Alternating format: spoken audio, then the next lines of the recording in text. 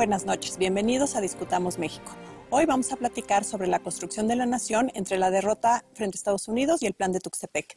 Me acompañan Antonio Escobar, profesor del CIESAS, Tomás Pérez Bejo, profesor de la Escuela Nacional de Antropología e Historia, y Paolo Riguzzi del Colegio Mexiquense.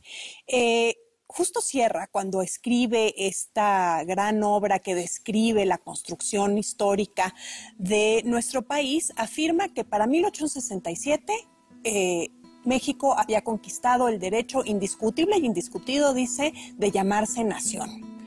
Y bueno, lo que me gustaría que platicáramos esta noche es qué tanto esto es cierto, qué tanto para 1876, digamos para el final de la República restaurada, tenemos la base material, la infraestructura que permite que los mexicanos puedan, ¿no?, saber qué pasa entre Sonora y Yucatán, qué tanto hay un lenguaje y un imaginario compartido y qué tanto existe un vínculo entre el mexicano, digamos, de a pie y el Estado que lo gobierna. Paolo, la reforma es un proyecto que es muy económico, ¿no? Es un proyecto que prevé la desamortización de la propiedad corporativa, la abolición de los impuestos que se cobran a las mercancías cuando cambian de estado, que promueve la codificación, que promueve la igualdad ante la ley de los ciudadanos. Y bueno, ¿qué tanto podemos decir que este proyecto económico, que esta visión económica se hace una realidad para finales del periodo, con el triunfo de la Constitución de 57 y demás? Sí, el problema es que este proyecto económico tiene una concreción muy lenta y muy endeble. En realidad, ese proyecto económico puede arrancar de forma simbólica con la Constitución de febrero de 1857, pero luego necesita por lo menos 3 décadas para instrumentarse porque se enfrenta a un conjunto muy grande de resistencia. Primero, 10, 12 años de guerra civil intermitente o plena, y finalmente al hecho de que el triunfo de ese proyecto es el resultado de una victoria militar, de una parte del país que gana sobre la otra.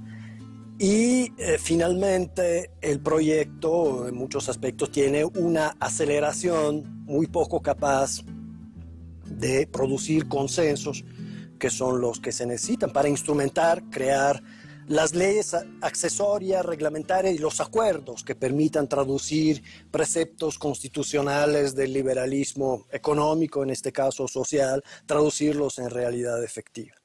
Entonces, la Constitución de 1857 puede afirmar que México es un espacio unificado, que ya no habrá alcabalas, garitas, aduanas internas, y en realidad eso se va reproduciendo por lo menos por otras 4 décadas hasta finales del siglo XIX. O sea, cada estado y cada municipio imponiendo sus gabelas, su suelo fiscal, grabando la producción de los demás.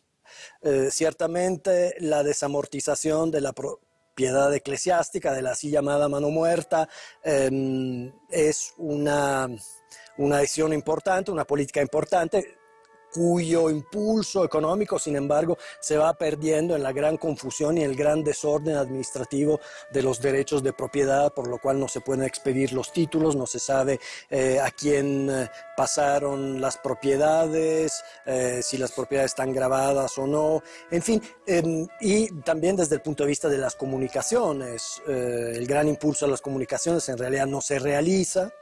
E incluso aspectos como la libertad de trabajo se ven violados en varios estados de la República por la permanencia de formas coactivas en el campo, el enganche por deudas de peones.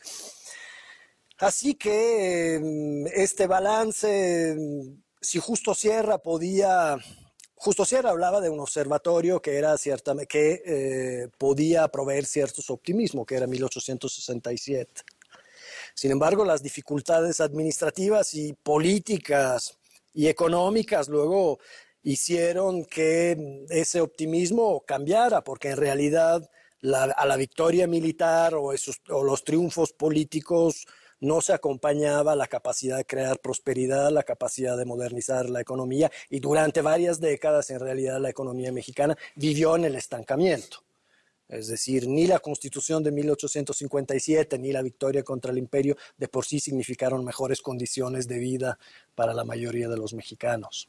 Sí, sin embargo, es en este periodo en el que se inaugura este proyecto que había sido el sueño de todos los gobernantes mexicanos a partir de 1830, por lo menos que ya hay además un contrato para la construcción del ferrocarril de México a Veracruz. Entonces se inaugura, ¿y esto significa algo o es un rayo de luz en un panorama oscuro? Probablemente podríamos quedarnos con esta metáfora del rayo de luz, porque la línea que conecta la capital del país, el primer mercado del país, con el principal puerto, en efecto podría tener muchas potencialidades que se ven en cierta medida sofocadas por una serie de circunstancias. Primero, que la línea tuvo costos altísimos debido a las dificultades de ingeniería y a los grandes retrasos ligados a la inestabilidad política.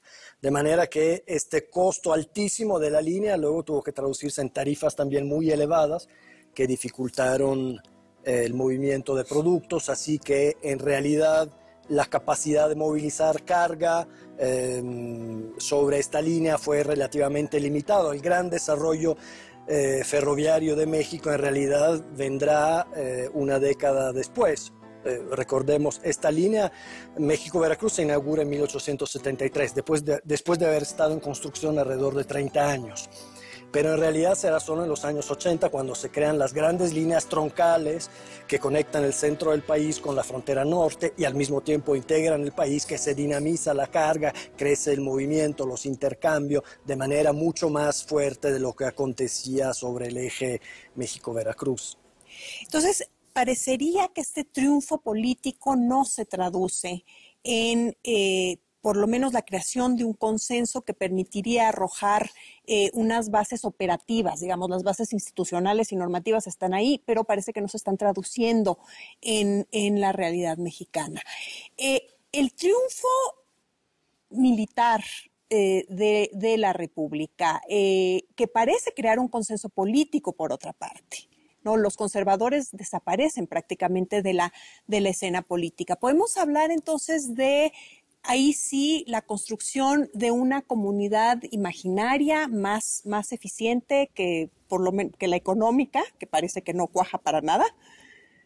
Claro, la diferencia es que, a diferencia de lo que ocurre con el caso de Paolo, que uno puede cuantificar cuántos kilómetros hay de red ferroviaria, resulta muy difícil cuantificar cuánto de construida está la nación. Ahora, lo que yo sí diría es que tiene razón Justo Sierra cuando afirma que a la altura de 1867 se han echado las bases para la construcción de una memoria compartida homogénea. Es decir, lo que hasta ese momento había sido algo absolutamente conflictivo, un conflicto sobre memoria, sobre qué éramos, a la altura de 1867 se ha zanjado. Se ha zanjado, no sé si para bien o para mal, porque lo que ha ocurrido es que hay una parte de esa memoria que ha sido borrada y ha sido borrada voluntariamente. Pero yo, a diferencia de la postura que mantiene Paolo en este caso, diría que sí que se puede decir que lo que afirma Justo Sierra a la altura de 1867 es real desde el punto de